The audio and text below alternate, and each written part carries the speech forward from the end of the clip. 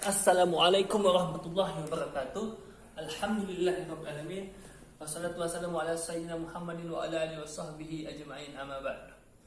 Alhamdulillahirabbil alamin. Ikhwani wa akhwati fillah, kita kembali lagi bertemu dalam kesempatan kali ini dalam kajian keilmuan dan dalam naungan Allah Subhanahu wa taala insyaallah.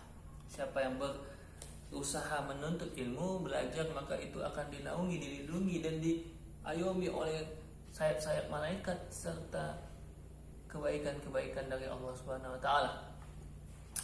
Kita bersyukur kepada Allah yang memberikan kita berbagai macam kenikmatan, kesehatan, kekuatan dan keafiatan. Mudah-mudahan kekuatan yang Ia titipkan kepada kita, yang diamanatkan untuk kita bisa lebih tegar menghadapi segalanya, sabar melalui segala cobaan, dan bertekad untuk terus belajar, memperbaiki diri, belajar untuk menguatkan diri, meningkatkan kualitas ilmu, amal dan ketakwaan kepada Allah Subhanahu wa taala. Karena hidup adalah belajar, belajar adalah hidup. Tak pernah berhenti kita seperti itu, tak mesti harus kita, tak boleh kita jemu, tak boleh kita lelah letih akan menuntut ilmu dan mengupgrade diri kita. Ibadah kita tadinya sholat sunnahnya mungkin baru duha atau duanya baru 2 rakaat, ditambah beberapa hari kemudian atau besoknya jadi 4 rakaat, 6 rakaat. Zikirnya baru 1000 ditambah jadi 1 juta misalnya, seperti itu. Itulah dia peningkatan diri kita yang memang kita mesti mengevaluasinya. Kalau kita tidak mau, nanti dievaluasi di akhirat yang berujung. Kalau sudah dievaluasi dan itu belum pernah kita tingkatkan, belum pernah kita muhasabakan amalan kita itu, maka siap-siaplah nanti. Itulah dia ya. Jadi pentingnya kita mengevaluasi, menyadarkan diri kita, menumbuhkan kesadaran, ketaatan kepada Allah Subhanahu wa taala. Oke, baik. Saya minta waktu sebentar. Bismillahirrahmanirrahim.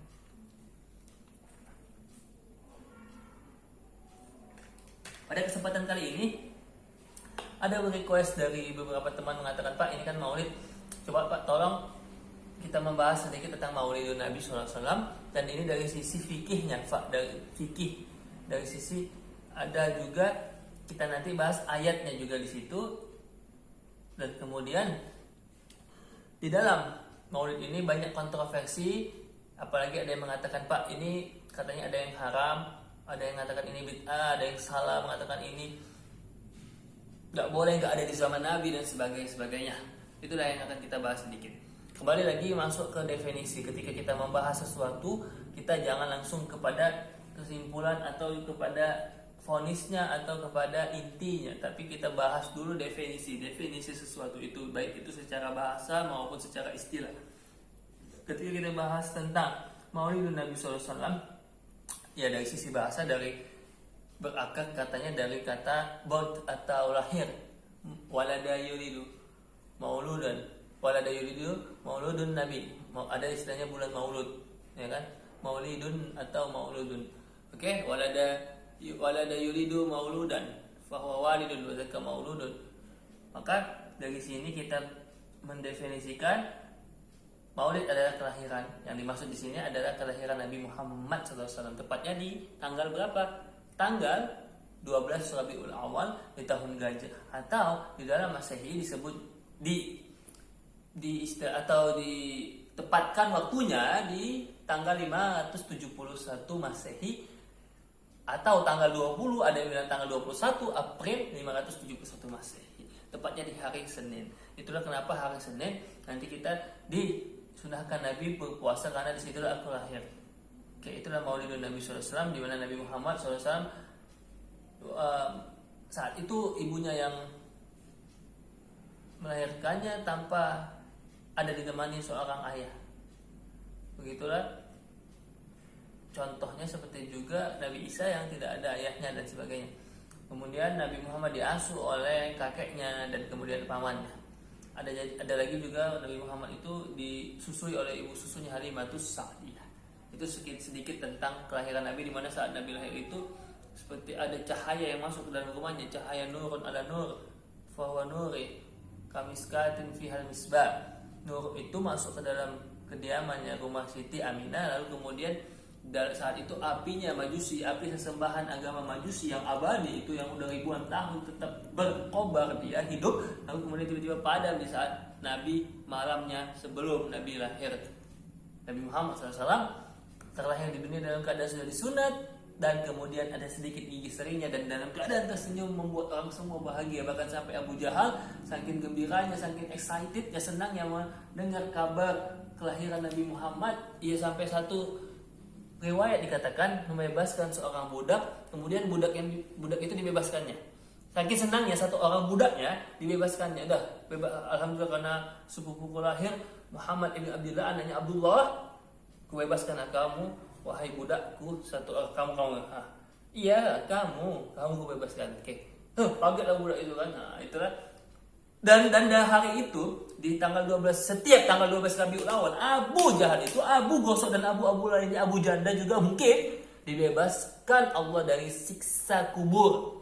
Di barzah itu, di dimensi barzah raya barian itu, Abu Jahal tepat nanti, Abu Jahal di hari Kamis besok, Abu Jahal itu apa yang terjadi di Abu Jahal?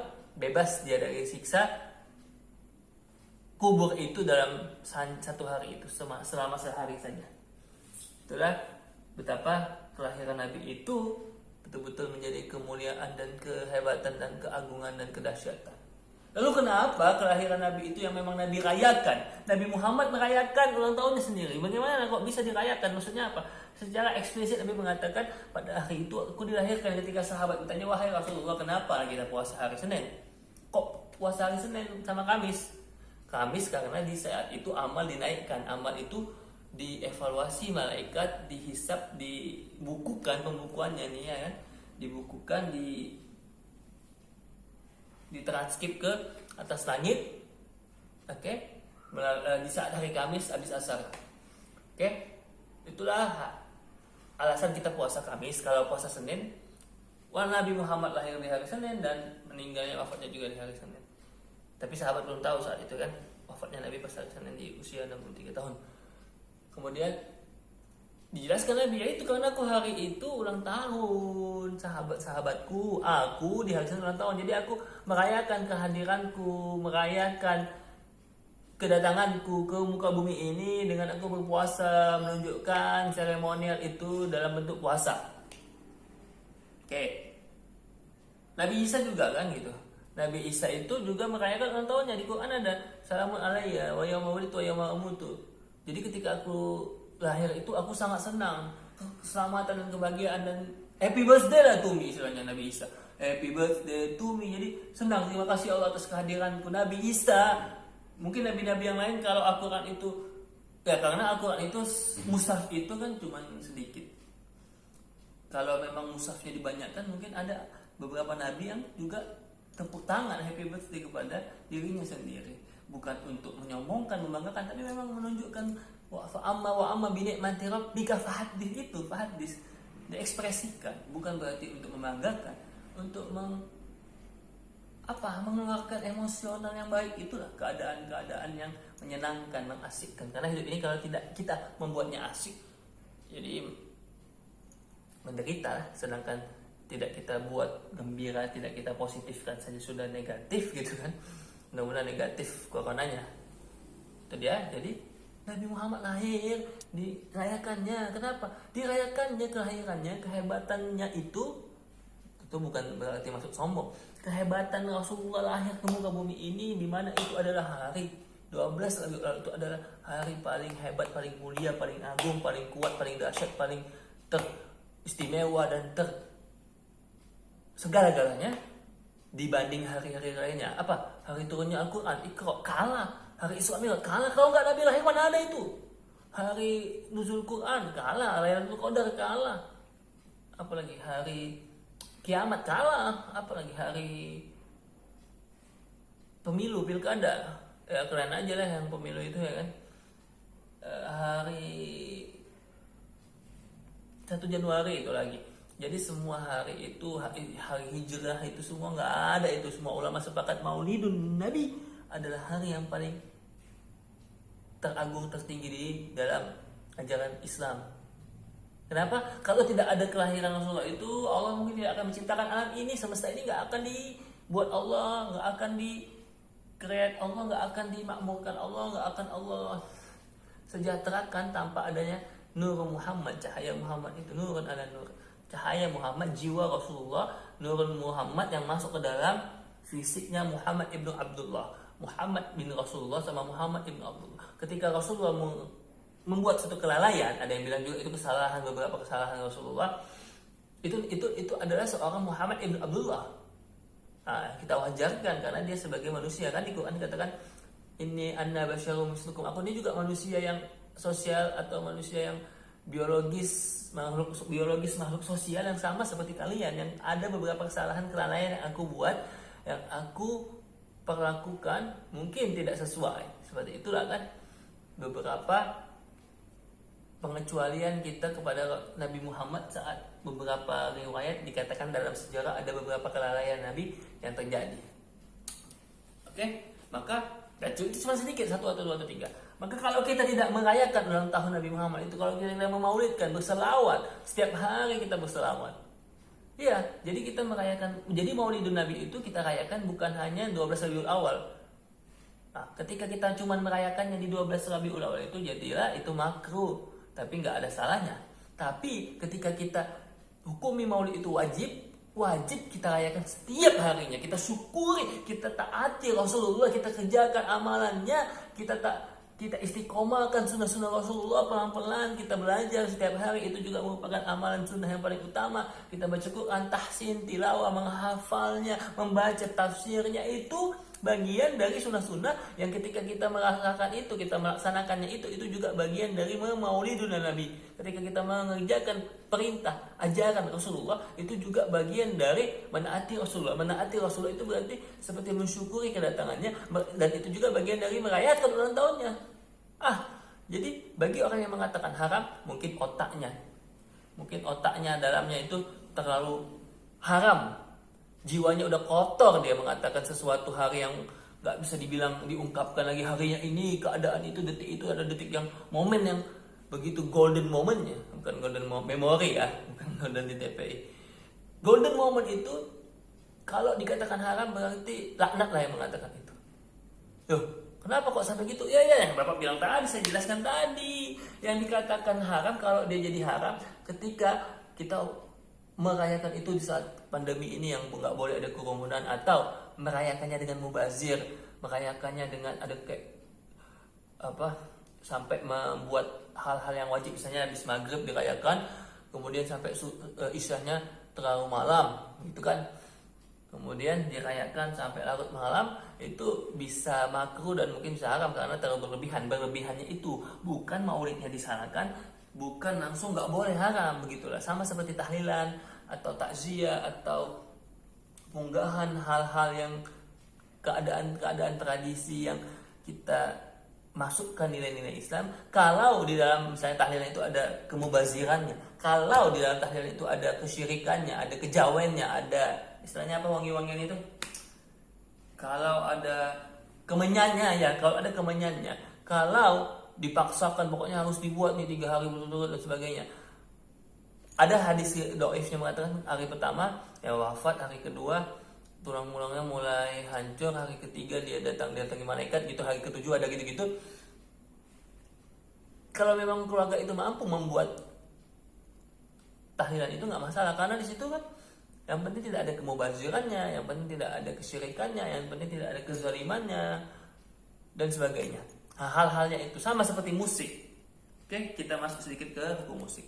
Musik itu adalah satu ornamen orkestra, bunyi-bunyian, nyanyian, dentuman, suara cuitan burung, suara hujan, rintikan hujan, tik-tik, itu adalah dentuman, bunyian atau nyanyian juga bisa dibilang orkestra alam.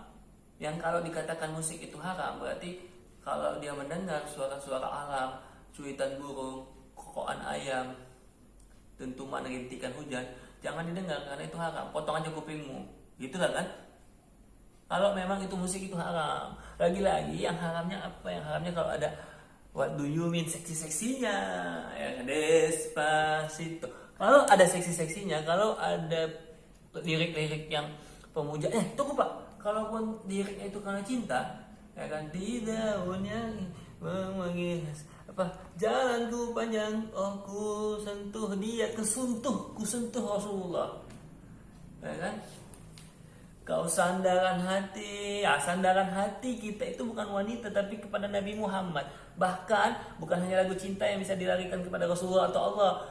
Lagu anak-anak cicak, banyak nyamuk itu artinya banyak kotoran, banyak dosa, banyak kesyirikan, banyak kezaliman dalam diriku. Banyak nyamuk di hatiku gara-gara aku malas bersih-bersih, malas berzikir, malas bermuhasabah. Ya, jadi tidak semua langsung diharamkan. Otaknya itu kayak otak udang di balik PE itu lah ya kan. Sedikit-sedikit haram, sedikit-sedikit bid'ah sesat. Aduh, kayak mana ketika Islam masuk, Islam ada istilahnya jimat kalimatus sodo. Sunan Kalijaga menjelaskan tentang Islam. Oh, Islam datang ketika itu di Mekah dengan wayang dan diselipkannya kalimat-kalimat syahadat, ajaran-ajaran Islam. Jadi beberapa 5, 6, 7 kali penjelasan, langsung semua kampung itu yang diwayangkan, dalangkan oleh Sunan Kalijogo masuk Islam dengan wayang. Kenapa kalau nggak pakai wayang? Udah ratusan tahun kekuatan atau ajaran Hindu Buddha itu mengakar di dalam benak orang Indonesia. Kalau tidak dimasukkan nilai-nilai kesenian, kayak kan, tombol hati, iku limo perkaranya ya kan? Yang pertama baca Quran dan maknanya itu kan hadis dari Nabi Muhammad, tibbil qulubi, dawaul qalbi, khamsa, membaca Quran, kubur orang soleh, salat malam, puasa dan sebagainya, zikir malam, dan itu kan diresap oleh Sunan Kalijaga, dijaji suatu lagu, dinyanyikan lagu opik gitu kan. Ler iler itu merupakan satu kedahsyatan seni tingkat tinggi yang dikolaborasikan oleh sunan-sunan itu. Wali Songo itu yang ada 9 itu bukan Wong Solo makanan Wali Songo itu, sehingga bisa membaur, beradaptasi dengan kemurnian ajaran Islam yang dipadukan, yang disinergikan, sehingga jadilah satu kedahsyatan, satu ajaran yang mulia. Jadi Islam itu tidak berdiri sendiri. Kalau di Arab dulu azannya Allahu Akbar, Allahu Akbar, tapi ketika di Iran azannya Allahu Akbar Allah, atau azan bayati atau nawa dan sebagainya dengan nada irama. Lagi-lagi musik itu kan nada irama dan sebagainya. Yang mana lebih indah, azan yang gelatang atau itu panggilan Allah dengan penuh keindahan, kekhusyuan? Oke, silakan kalau nggak mau lagu, tapi kami orang yang kesenian, orang yang punya nilai seni, yang hidupnya tidak mau hambar, hidupnya tidak mau gersang seperti itu, tidak mensyukuri nikmat-nikmat kesenian itu, keindahan itu, orkestra itu, maka kami gunakan azan-azan seperti itu jadi haram. Karena dulu nggak ada di zaman Nabi, itu zaman Khalifah Umayyah kalau nggak salah. Saat itu di Bani Umayyah itu orang itu sedang membangun satu proyek mercusuar, satu pembangunan, lalu tiba-tiba ada orang Iran, Persia yang menyanyi-nyanyi begitu, tapi dengan berselawat dan sambil ada iramanya. Akhirnya Khalifah Umayyah, Bani Umayyah itu Muawiyah, ini kok enak ini, kita buat coba azan dengan lagu seperti itu. Maka nggak masalah azan 2 kali di masa Nabi, nggak ada. Di masa Utsman ada. Ya Utsman itu memang bid'ah, tapi bid'ah yang hasanah. Kenapa? Kalau 1 kali azannya dulu belum pakai speaker, jadi dibuat 2 kali untuk memberikan siap-siap. Baru kedua udah pas nih, masuk nih azan nih. Udah Jumatan ini yang kedua, azan yang kedua. Quran ini kalau tidak Utsman, makanya kan Mushaf Utsmani, kalau tidak Utsman, Khalifah Utsman membuat bid'ah yang wajib, diharokatkan, disampul, diperbanyak, difotokopi dulu, disalin, apalagi Al-Quran ini diharokatkan, diperbanyak, sekarang dicetak, didigitalisasikan dan sebagainya. Tidak mungkin Islam bisa bertahan dan beradaptasi sampai saat ini. Itulah bahwa sesuatu yang dikatakan bid'ah itu bid'ah. Tunggu dulu, kalau ada unsur-unsur syirik, zalim dan sebagainya, ya oke, itu bid'ah yang sesat. Tapi tidak kalau di dalamnya ada malah kebaikan. Dalam tahlilan itu ada zikir, dalam takziah itu ada silaturahmi, walaupun sekarang dilarang untuk berkerumunan. Tapi unsur atau prinsip awalnya itu disunahkan makan. Kenapa? Kata Allah, berzikirkan di mana saja, baca Quran di mana saja, nggak dilarang di mana saja saat momen takziah malam Jumat atau STM mengadakan jadwal untuk tahlilan di rumah-rumah dan sebagainya. Tidak masalah, bahkan itu baik karena itu adalah merupakan asimilasi kultural yang memang harus dibutuhkan untuk mencabut akar serabut ajaran Hindu Buddha khususnya kita ya. Kalau Hindu di India. Mencabut akar itu, akar keyakinan akidah akan dewa-dewa, dewa-dewi, ya kan? Dulu kerajaan Majapahit, Singosari dan sebagainya itu, Candi Borobudur, Candi Prambanan, ada candi di Portibi itu ya, candi apa. Nah, itu untuk menghilangkannya, untuk pelan-pelan mengalihkannya ke ajaran Islamnya disinergikan, dikolaborasikan dengan kesenian. Maka jadilah Islam di Indonesia itu Islam yang indah, Islam yang ramah, Islam yang santun, Islam yang akomodir, yang objektif, bukan seperti di Arab, Islam yang ketat, Islam yang sadis bahkan sekarang ya kan, ada ISIS dan sebagainya. Islam yang di Arab itu yang makan itu Islam yang orang-orang di Arab yang ada mungkin masih ada anak cucunya itu yang mau membunuh Nabi, yang mau menyiksa Nabi, mengusir Nabi. Nggak tahu kita di mana itu anak cucu-cucu yang orang terlaknat itu masih hidup di Arab. Kita nggak pernah ada seperti itu dengan Nabi kan. Bayan mana? Islam bagusan mana? Islam Indonesia atau Islam Arab? Kalau kita terjajah sama Arab, pakai jubah pakai Islam, Abu Jahal juga pakai jubah, pakai jenggot. Jadi jangan fokusnya ke situ. Fokusnya kita adalah meningkatkan kualitas belajar kita, ketaatan kita, kekhusyuan kita. Nah, itulah yang paling diinginkan Nabi Muhammad, bukan hanya sekedar fisiknya atau jubahnya, aksesorisnya dan sebagainya. Maka akhirnya kalau kita bahas tentang Maulid jadi wajib, oke? Maulid adalah hukumnya wajib kita rayakan, tapi bukan hari ini saja, bukan besok saja, tapi adalah saat setiap harinya, setiap saatnya kita berselawat kepada Nabi, kita mengumandangkan Barzanji itu adalah selawat yang isinya biografi Nabi tapi bisa dilakukan. Ya Rabbi sholli ala Muhammad, ya Rabbi balighul wasilah, dibacakanlah Muhammadnya itu nada-nadanya liriknya atau kalimat-kalimatnya dengan nada-nada dengan irama. Atau ya nggak apa-apa yang biasa, Maulana ya Maulana ya sami' doa. Nah, jangan ngasih ayu BTS Blackpink aja, boleh nggak apa-apa, ya kan? Ya hari ini itu BTS, atau pagi kita untuk semangat baca buku atau lagi beraktivitas, oke, boleh itu Korea itu ya kan, atau GB Justin Bieber atau Cardi B dan sebagainya. Nah, baru nanti sorenya atau malamnya Nisa Sabian, Haddad Alwi, semuanya Muhammadku ya kan. Ya itu semua jadi keseimbangan antara keasikan sedikit dan juga keselawatan, kezikiran dan ketaatan kepada Allah Subhanahu wa taala. Semuanya mudah-mudahan itu menjadi tahlilan Maulid itu, Isra Mi'raj itu, apalagi tadi nyanyi-nyanyi Tombo Ati dan lain-lainnya, Uje ya kan, apalagi lagu Islami banyak kan, lagu-lagu seperti ya lagu-lagu Islami. Maka itu semua jadi jadi perantara kita, jadi medium kita untuk mendekat kepada Allah, wasilah kepada kebaikan-kebaikan. Oke. Intinya hari ini kita belajar bagaimana tidak membahas atau tidak memvonis sesuatu itu dengan pikiran yang sempit.